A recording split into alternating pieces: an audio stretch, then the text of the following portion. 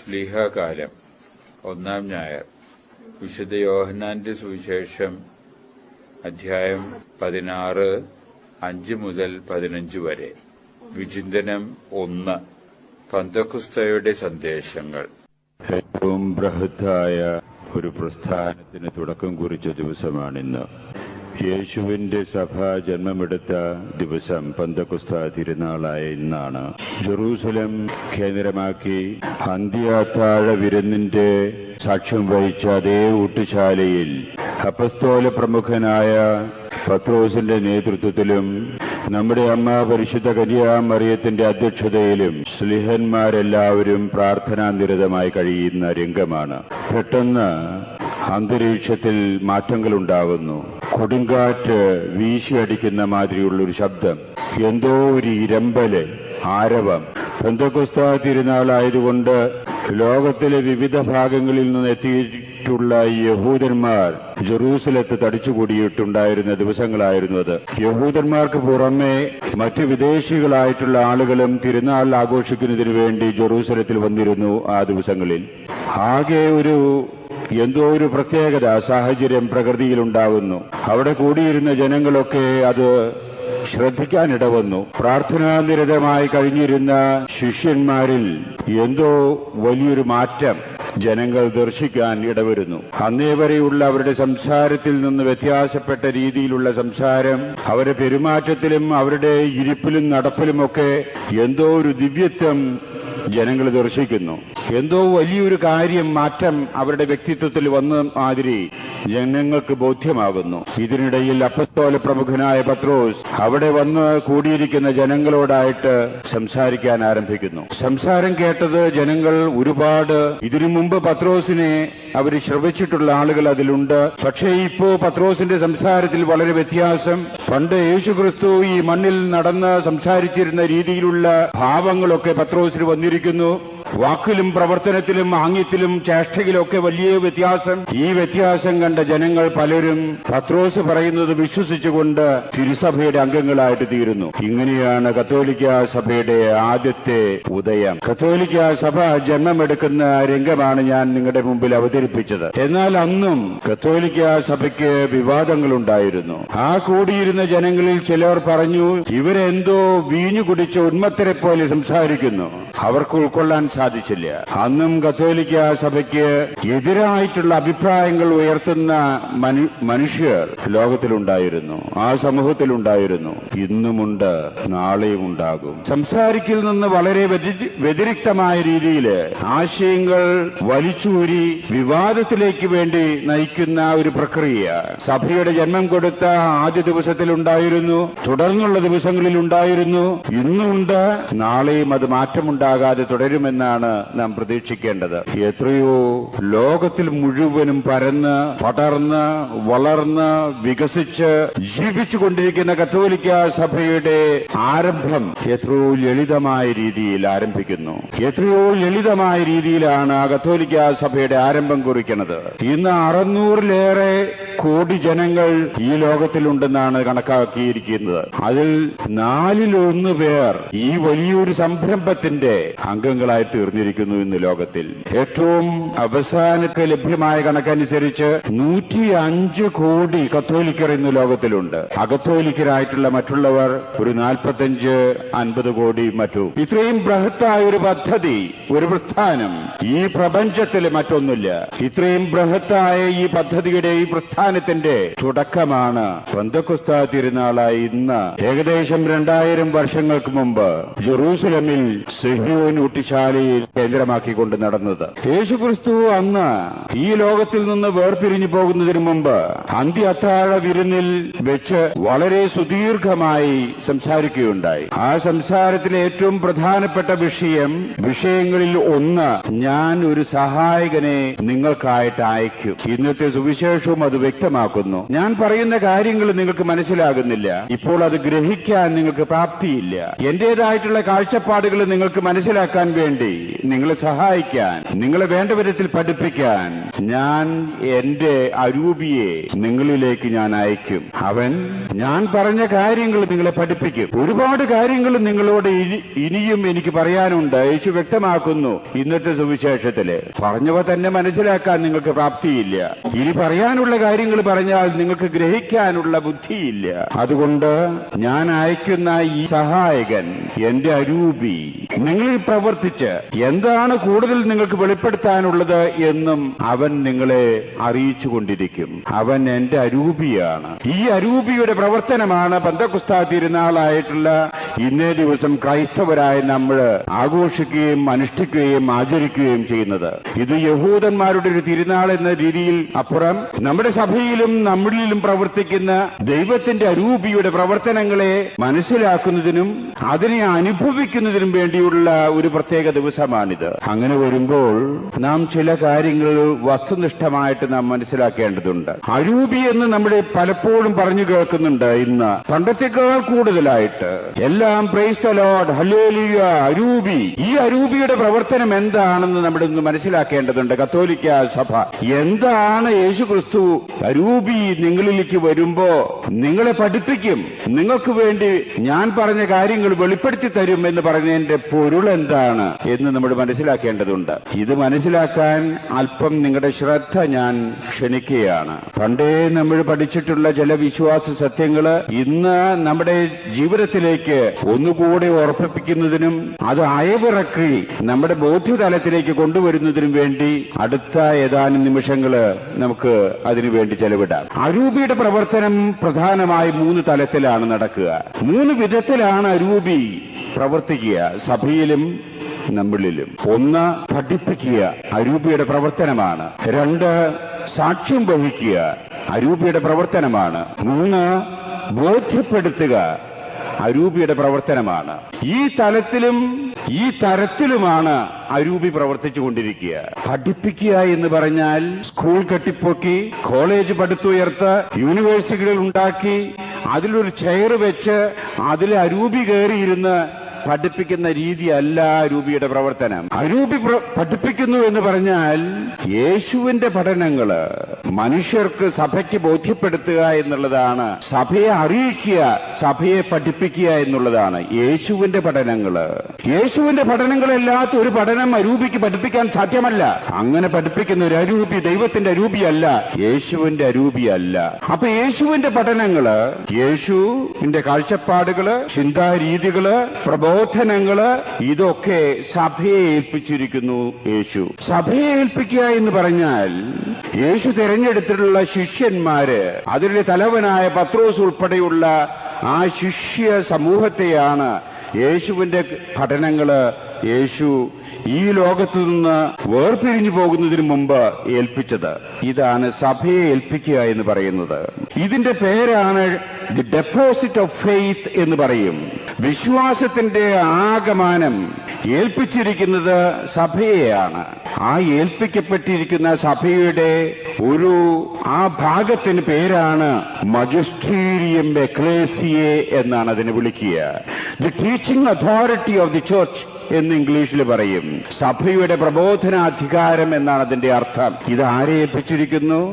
ആദ്യത്തെ മാർപ്പാപ്പിയായ പത്രോസ്, ആദ്യത്തെ മെത്രാന്മാരായ മറ്റ് ശ്ലീഹന്മാരും ഉൾക്കൊള്ളുന്ന ആ സംഘത്തെയാണ് യേശുക്രിസ്തു തന്റെ പഠനങ്ങൾ മുഴുവനും ഏൽപ്പിച്ചിരിക്കുന്നത്.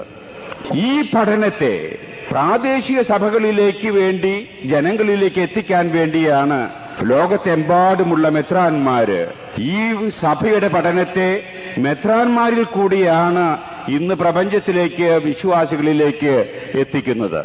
ഇതാണ് സഭയുടെ ടീച്ചിങ് അതോറിറ്റി, സഭയുടെ പ്രബോധനാധികാരം.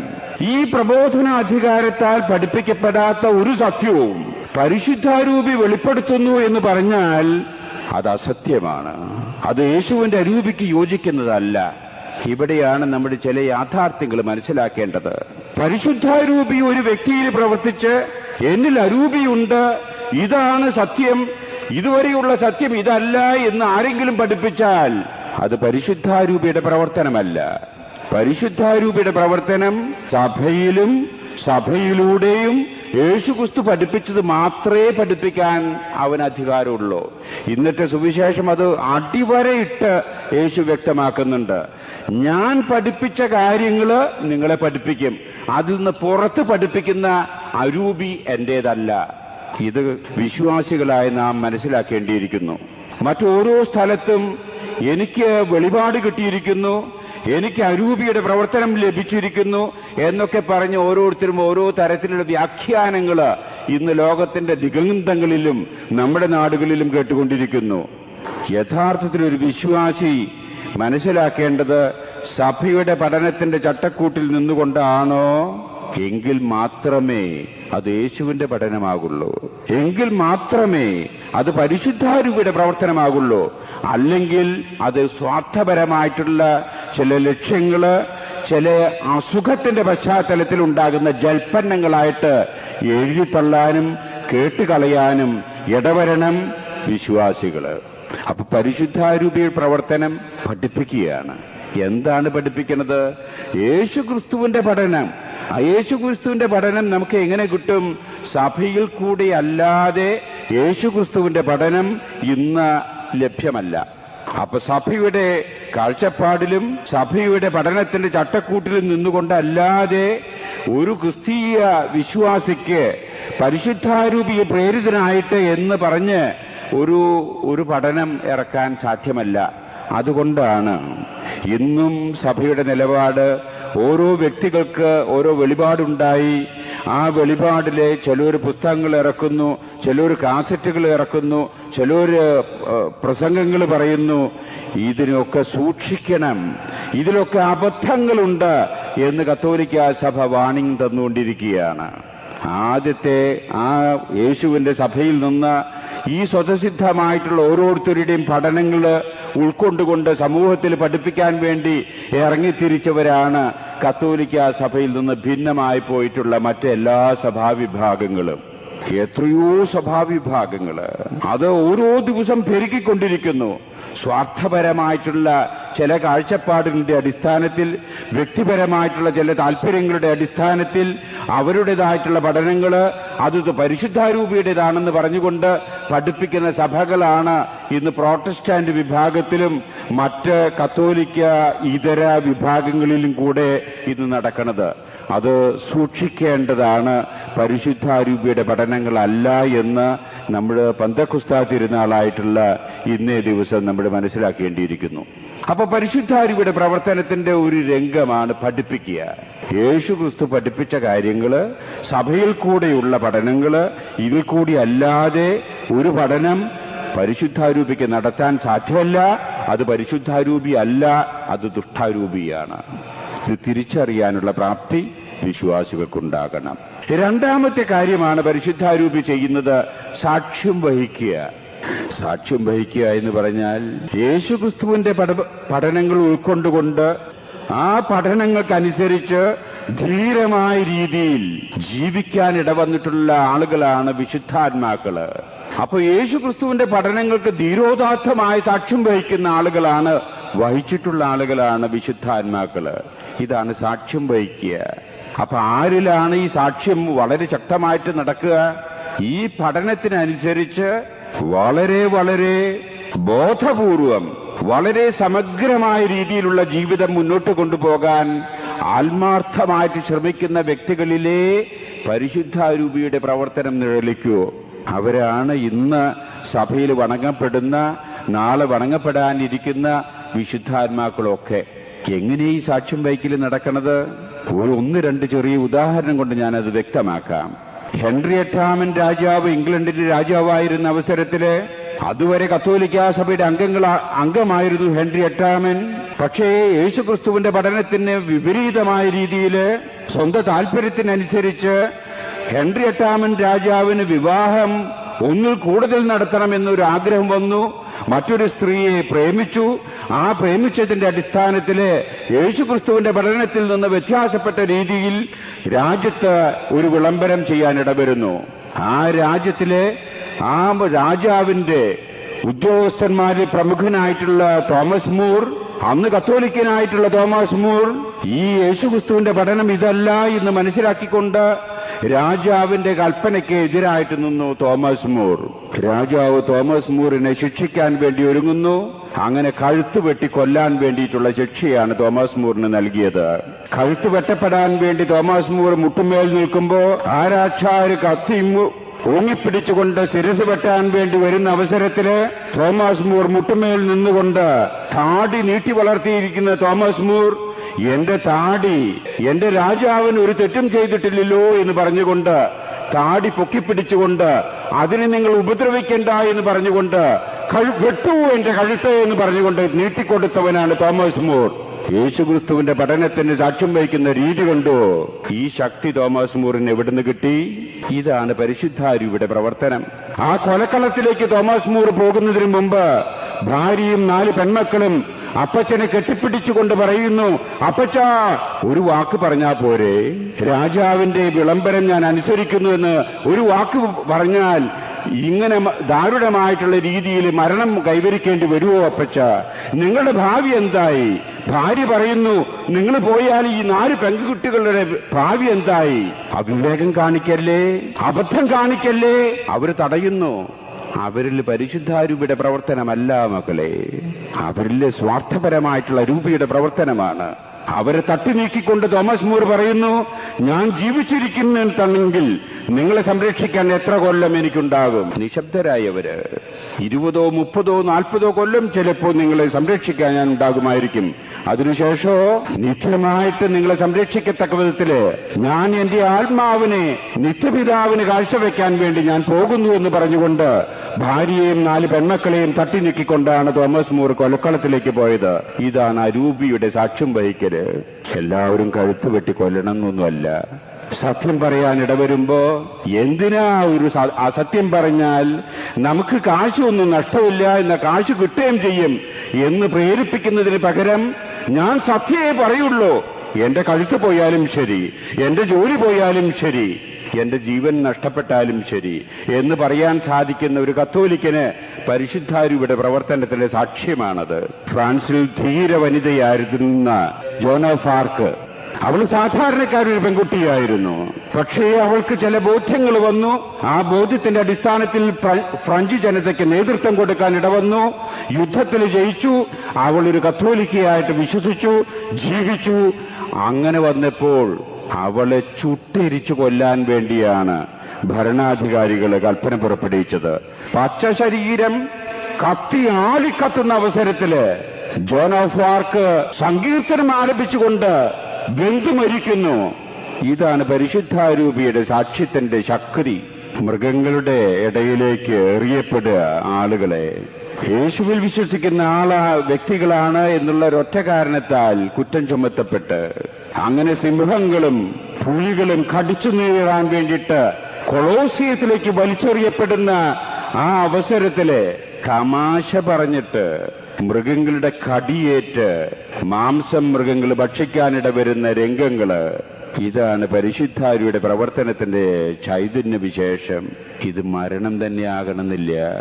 നമ്മൾ ജീവിക്കുന്ന സാഹചര്യങ്ങളിലെ യേശുവിന്റെ തത്വങ്ങൾക്കും യേശുവിന്റെ പഠനങ്ങൾക്കും ധർമ്മത്തിനും നീതിക്കും അനുസരിച്ച് ജീവിക്കാൻ വേണ്ടി കാണിക്കുന്ന ധൈര്യം, അതിനുള്ള ആവേശം, അതിനുവേണ്ടിയുള്ള പ്രചോദനം, ഇതാണ് പരിശുദ്ധാരൂപിയുടെ സാക്ഷ്യം എന്ന് പറയുന്നതിന്റെ അർത്ഥം. ഇതാരെല്ലാം ഉണ്ടാകുക? കത്തോലിക്കാ സഭയുടെ പഠനത്തിനനുസരിച്ച് പക്വമായിട്ട് ജീവിച്ചു ശ്രമിക്കുന്ന വ്യക്തികളിലാണ് ഈ സാക്ഷ്യം നടക്കുക. അല്ലാത്തവരിൽ ഈ സാക്ഷ്യം നടക്കുകയില്ല. അതാണ് രണ്ടാമത്തെ പ്രവർത്തനം, പരിശുദ്ധാരൂപിയുടെ പ്രവർത്തനത്തിലെ രണ്ടാമത്തെ തലം, സാക്ഷ്യം വഹിക്കുക. മൂന്നാമത്തെ തലമാണ് ബോധ്യപ്പെടുത്തുക. വളരെ ബുദ്ധിമുട്ടുള്ളൊരു കാര്യമാണ് ബോധ്യപ്പെടുത്തുക. മനുഷ്യനെ ബോധ്യപ്പെടുത്താൻ വളരെയേറെ ബുദ്ധിമുട്ടാണ്. നമ്മുടെ എന്തുമാത്രം ആർഗ്യുമെന്റേഷൻസ്, എന്തുമാത്രം അതിന്റെ വാദങ്ങളും പ്രത്യവാദങ്ങളും കൊണ്ടുവന്നാലും മനുഷ്യന് ബോധ്യം ഉണ്ടാകണമെന്നില്ല. അതുകൊണ്ടാണ് പറയുക, Christianity is never thought, it is caught എന്ന് പറയും. ക്രിസ്തീയ പ്രബോധനങ്ങള് ഒരു ക്ലാസ് റൂമിൽ ഇരുന്ന് എത്ര കണ്ട് പഠിപ്പിച്ചാലും ഒരു മനുഷ്യന് ബോധ്യം വരണമെന്നില്ല. ബോധ്യം വരുമ്പോ അതൊരു ആഘാതം പോലെ അത് പിടിക്കപ്പെടുകയാണ്. അതിൽ വീഴുകയാണ് മനുഷ്യൻ. ബോധ്യം വന്ന മനുഷ്യനെ സംബന്ധിച്ചിടത്തോളം ഉണ്ടാകുന്ന ശക്തി ആറ്റം ബോംബിന് പോലും തകർക്കാൻ പറ്റാത്ത ശക്തിയാണത്. രാസായുധത്തിന് തകർക്കാൻ പറ്റാത്ത ശക്തിയാണത്. ഹൈഡ്രജൻ ബോംബിന് തകർക്കാൻ പറ്റാത്ത ശക്തിയാണ്. ഏറ്റവും വലിയ ബോംബാണ് ഈ ഹൈഡ്രജൻ ബോംബ്. നമ്മൾ കേട്ടിട്ടിരിക്കുന്നത് ആറ്റം ബോംബാണ് ഏറ്റവും വലുതെന്ന്. അതിനേക്കാൾ എത്രയോ ശക്തി, 10 മടങ്ങ് അതിന്റെ ശക്തിയുള്ളതാണ് ഹൈഡ്രജൻ ബോംബ്. ഇതുവരെ ലോകത്തിൽ ആരും പ്രയോഗിച്ചിട്ടില്ല. ഇതിനേക്കാൾ ശക്തമാണ് ബോധ്യമുള്ള ഒരു മനുഷ്യന്റെ നിലപാട്. ബോധ്യപ്പെടുത്തുക എന്നുള്ളത് പരിശുദ്ധാരൂപിയുടെ പ്രവർത്തനത്തിന്റെ ഫലമാണ്. 3 കാര്യങ്ങളിലാണ് പരിശുദ്ധാരൂപി ബോധ്യപ്പെടുത്തുക. ഇതാണ് ഇന്നത്തെ സുവിശേഷത്തിലെ അടിവരയിട്ട് പറയുന്നത്. 1 പാപത്തെക്കുറിച്ച്, 2 നീതിയെക്കുറിച്ച്, 3 ന്യായവിധിയെക്കുറിച്ച്. ഈ 3 കാര്യങ്ങളിലാണ് പരിശുദ്ധാരൂപി ബോധ്യപ്പെടുത്തുക മനുഷ്യനെ. 1 പാപത്തെക്കുറിച്ച് ബോധ്യപ്പെടുത്തും. പാപബോധം ഉണ്ടാകുന്നത് അരൂപിയുടെ പ്രവർത്തനമുള്ള വ്യക്തികളിലേ ഉണ്ടാവുള്ളൂ. അരൂപിയുടെ പ്രവർത്തനമില്ലാത്ത വ്യക്തികളിലെ ഉണ്ടാകുന്നത് കുറ്റബോധമാണ്. കുറ്റബോധം വ്യക്തിയെ വളർത്തില്ല, വ്യക്തിയെ തളർത്തും, നശിപ്പിക്കും. അതൊരു രോഗലക്ഷണമായിട്ട് തീരും. എന്താ ഇത് തമ്മിലുള്ള വ്യത്യാസം? കുറ്റബോധം എന്ന് പറയുന്നാൽ വ്യക്തി അത് മാറ്റത്തിന് ആ വ്യക്തിക്ക് സാധ്യമല്ല. ഞാൻ കുറ്റം ചെയ്തു, അതിനാൽ തന്നെ നിരാശ വന്ന് നശിക്കാനേ ഇടവരുള്ളൂ. പാപബോധം അങ്ങനെയല്ല. ഞാൻ പാപം ചെയ്തു പോയി, പാപമാണ് ഞാൻ ചെയ്തതെന്ന് തിരിച്ചറിവുണ്ടായി, എനിക്കതിന് മോചനം കിട്ടണം, നന്നാകണം, മാനസാന്തരപ്പെടണം, വളരണം എനിക്ക്. ഇത് മനുഷ്യനെ വളർത്തും. ഇതിന് 1-ാം തരം ഉദാഹരണമാണ് പത്രോസും യൂദാസും. പത്രോസിന് പാപബോധമുണ്ടായി. പത്രോസ് യേശുവിന്റെ ശിഷ്യന്മാരിൽ പ്രമുഖനായി ആദ്യത്തെ മാർപ്പാപ്പിയായി ഉയർന്നു. തെറ്റ് ചെയ്യാത്തവനല്ല പത്രോസ്. യൂദാസും തെറ്റ് ചെയ്തു. യൂദാസിൽ ഉണ്ടായത് പാപബോധമല്ല, കുറ്റബോധമാണ് ഉണ്ടായത്. അതുകൊണ്ട് അവൻ കെട്ടിഞ്ഞാന്ന് ചത്തു. അവന് മാനസാന്തരത്തിന്റെ ചിന്ത അവന്റെ തലയിലേക്ക് വന്നില്ല, വരുത്തിയില്ല. അതുകൊണ്ട് അവൻ നശിച്ചു. പരിശുദ്ധാരൂപിയുടെ പ്രവർത്തനത്തിന്റെ പശ്ചാത്തലത്തിൽ ഒരു വ്യക്തിയിൽ ഉണ്ടാകുന്ന നമ്മുടെ പാളിച്ചകളോ അവികലതകളോ നമുക്ക് ഏതെങ്കിലും വിധത്തിലുള്ള വികല്പങ്ങളോ ഉണ്ടായാൽ കുറ്റബോധമല്ല നമ്മളിൽ ഉണ്ടാകേണ്ടത്, പാപബോധം. അതുണ്ടാകണമെങ്കിൽ അരൂപി നമ്മളിൽ പ്രവർത്തിക്കണം. ഈ അരൂപിയുടെ പ്രവർത്തനത്തിന്റെ അസാന്നിധ്യത്തിലാണ് വ്യക്തികളിൽ കുറ്റബോധം ഉണ്ടാകണത്. അതുകൊണ്ടാണ് കെട്ടിഞ്ഞാന്ന് ചാവണത്, കായലിലേക്കും കടലിലേക്കൊക്കെ എടുത്തു ചാടണത്, റെയിലിലേക്ക് എടുത്തു ചാടണത്, ആത്മഹത്യ ഉണ്ടാകണത് കുറ്റബോധത്തിന്റെ അടിസ്ഥാനത്തിലാ, പാപബോധത്തിന്റെ അടിസ്ഥാനത്തിലല്ല. പരിശുദ്ധാരൂപിയുടെ പ്രവർത്തനം കുറ്റബോധമുണ്ടാക്കുകയല്ല, പാപബോധമുണ്ടാക്കുന്നു. പാപം ചെയ്തത് പാപമായി പോയി, അതിൽ നിന്ന് മോചനം കിട്ടണം. അതിന് മോചനം കിട്ടാൻ ഞാൻ എന്തു ചെയ്യണം?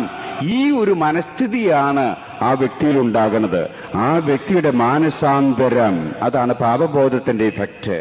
അത് വ്യക്തിയുടെ വളർച്ചയാണ്. ഇതാണ് പരിശുദ്ധാരൂപി ആദ്യമായിട്ട് ബോധ്യപ്പെടുത്തുന്നൊരു കാര്യം. വ്യക്തികളിലെ തെറ്റ് ചെയ്താൽ ഉരുണ്ട് കളിക്കില്ല. പരിശുദ്ധാരൂപിയുടെ പ്രവർത്തനങ്ങളുള്ള വ്യക്തി സമ്മതിക്കും. ഉരുണ്ട് കളിക്കുന്ന ആളുകളിലെ അപ്പൊ തന്നെ മനസ്സിലാക്കിക്കോ, എന്തെല്ലാം പുണ്യം ആള് പറഞ്ഞാലും അരൂപിയുടെ പ്രവർത്തനം അതിലില്ല എന്ന്. ഞാൻ ചെയ്തത് തെറ്റാണ്, അതിന്റെ ബോധ്യം എനിക്കുണ്ടെങ്കിൽ പിന്നെ ഉരുണ്ട് കളിക്കുന്നത് അരൂപിയുടെ പ്രവർത്തനത്തിന്റെ ഫലമായിട്ടല്ല, അത് ദുഷ്ടാരൂപിയുടെ പ്രവർത്തനത്തിന്റെ ഫലമാണ്. അരൂപിയുടെ പ്രവർത്തനം, ദൈവത്തിന്റെ അരൂപിയുടെ പ്രവർത്തനം ഉണ്ടെങ്കിൽ അത് അംഗീകരിക്കും, അതിനെ തിരുത്താൻ തയ്യാറാകും, അതിൽ നിന്ന് മനസ്താപം ഉയരും, അതിൽ നിന്ന് വളരും.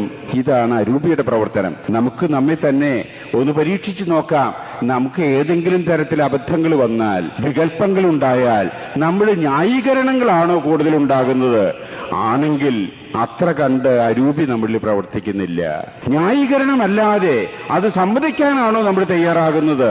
തീർച്ചയായിട്ടും അരൂപി നമ്മളിലൂടെ പ്രവർത്തിക്കുന്നു എന്ന് വേണം മനസ്സിലാക്കാൻ. അതാണ് പാപത്തെക്കുറിച്ച് നമ്മളെ ബോധ്യപ്പെടുത്തും. രണ്ടാമത്തെ നീതിയെക്കുറിച്ച് ബോധ്യപ്പെടുത്തും. നീതിനിഷ്ഠമായിട്ട് ജീവിക്കുക എന്ന് പറഞ്ഞാൽ ശ്രമകരമായിട്ടുള്ളൊരു കാര്യമാണ്. യേശുക്രിസ്തുവിന്റെ പ്രബോധനങ്ങൾ നമ്മൾ ഒന്ന് മനസ്സിലാക്കുകയാണെങ്കിൽ അതിലേറ്റവും കൂടുതൽ ആവശ്യപ്പെടുന്ന യേശുക്രിസ്തു സ്നേഹം എന്നൊക്കെ നമ്മൾ ഉപരിപ്ലവമായിട്ട് രീതിയിൽ പറയും. യേശുക്രിസ്തു സ്നേഹം എന്ന് പറയുന്നത് നീതി തന്നെയാണ്. അത് വൈകാരികമായിട്ടുള്ള ഭാവം എന്ന് പറയുന്ന ചാരിറ്റി അല്ല. അത് നിങ്ങൾ എന്റെ നാമത്തിൽ പ്രാർത്ഥിക്കുന്നു, എന്റെ നാമത്തിൽ ദാനദാനം ചെയ്യുന്നു, എന്റെ നാമത്തിൽ പ്രസംഗിക്കുന്നു, എന്റെ നാമത്തിൽ എല്ലാം ചെയ്യുന്നു, പക്ഷേ നിങ്ങളെ ഞാൻ അറിയില്ല. യേശുക്രിസ്തു പറയുന്നു, എന്തുകൊണ്ട്? നിങ്ങളിൽ നീതിനിഷ്ഠമായിട്ടുള്ള ജീവിതമില്ല.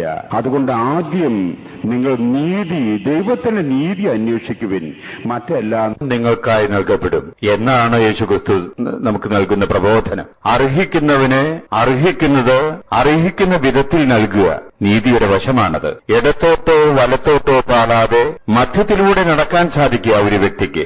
നീതിയുടെ ജീവിതത്തിന്റെ മാർഗമാണത്. ഇത് അനുദിന ജീവിതത്തിൽ സാധ്യമാകണം എന്ന് വരികിൽ അരൂപിയുടെ പ്രകാശം, അരൂപിയുടെ നിയന്ത്രണത്തിനനുസരിച്ചേ ആ വ്യക്തിക്ക് അത് സാധ്യമാകുകയുള്ളൂ എന്നാണ് ഈ പറഞ്ഞു വരുന്ന സത്യം. നീതിനിഷ്ഠമായ ഒരു ജീവിതം, ഇതാണ് ദൈവം നമ്മിൽ നിന്ന് പ്രതീക്ഷിക്കുന്നത്.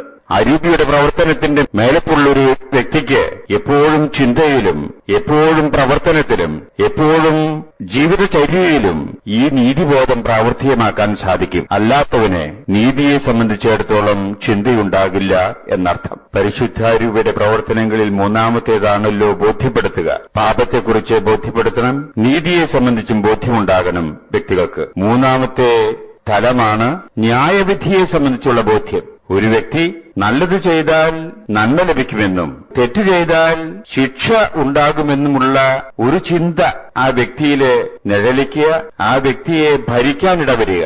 ഇതാണ് ന്യായവിധിയെ സംബന്ധിച്ചുള്ള ബോധ്യം എന്ന് പറയുന്നത്. അപ്പോ ജീവിതത്തിൽ തെറ്റ് ചെയ്താൽ ഇന്നല്ലെങ്കിൽ നാളെ അതിന് ശിക്ഷ അനുഭവിക്കേണ്ടി വരുമെന്നുള്ള വിചാരം ആ വ്യക്തിയിലെ തളം കെട്ടി നിൽക്കാനിടവരിക. ഞാൻ എല്ലാവരെയും പറ്റിച്ചു, ആരും എന്നെ ഇനി പിടികൂടുകയില്ല എന്നുള്ളൊരു ചിന്തയല്ല ആ വ്യക്തിയിലുണ്ടാകുക. നേരെ മറിച്ച് കാണാത്ത ദൈവം പോൽ എനിക്ക് നന്മ ചെയ്താൽ അതിന് പ്രതിഫലം ലഭിക്കുമെന്നും തിന്മയാണ് എന്റെ ജീവിതത്തിൽ ഞാൻ ചെയ്യുന്നതെങ്കിൽ ഒരു മനുഷ്യനും അത് കണ്ടെത്തിയില്ലെങ്കിൽ തന്നെ എനിക്ക് ശിക്ഷയാണ് ലഭിക്കാൻ പോകുക എന്നുള്ളൊരു ബോധ്യം, ആ ബോധ്യത്തിലുള്ളൊരു ജീവിതം, ഇതാണ് പരിശുദ്ധാരൂപിയുടെ ബോധ്യപ്പെടുത്തലിന്റെ അടിസ്ഥാനത്തില് ന്യായവിധിയെ സംബന്ധിച്ചുള്ള ബോധ്യത്തില് ജീവിക്കുന്ന മനുഷ്യനില് നിഴലിക്കാൻ ഇടവരിക. ഇങ്ങനെ അരൂപിയുടെ പ്രവർത്തനങ്ങളെ സംബന്ധിച്ച് നാം കാണുകയായിരുന്നു. 3 തലങ്ങളിലാണ് അരൂപി നമ്മളിൽ പ്രവർത്തിക്കുക: പഠിപ്പിക്കുക, സാക്ഷ്യം വഹിക്കുക, ബോധ്യപ്പെടുത്തുക. ബോധ്യപ്പെടുത്തുന്നതിൽ തന്നെ പാപത്തെക്കുറിച്ച് ബോധ്യപ്പെടുത്തുക, നീതിയെക്കുറിച്ച് ബോധ്യപ്പെടുത്തുക, ന്യായവിധിയെക്കുറിച്ച് ബോധ്യപ്പെടുത്തുക. ഇതാണ് യേശുക്രിസ്തുവിൽ വിശ്വസിക്കുന്ന നമ്മളെ സംബന്ധിച്ചിടത്തോളം ക്രൈസ്തവ വിശ്വാസം. ഈ വിശ്വാസത്തിൽ അധിഷ്ഠിതമായിട്ടുള്ളൊരു ജീവിതമാണ് ദൈവം നമ്മിൽ നിന്ന് പ്രതീക്ഷിക്കുന്നത്. ജീവിക്കാൻ ഇതാ നമ്മുടെ മുമ്പിൽ ഒരു ജീവിതം.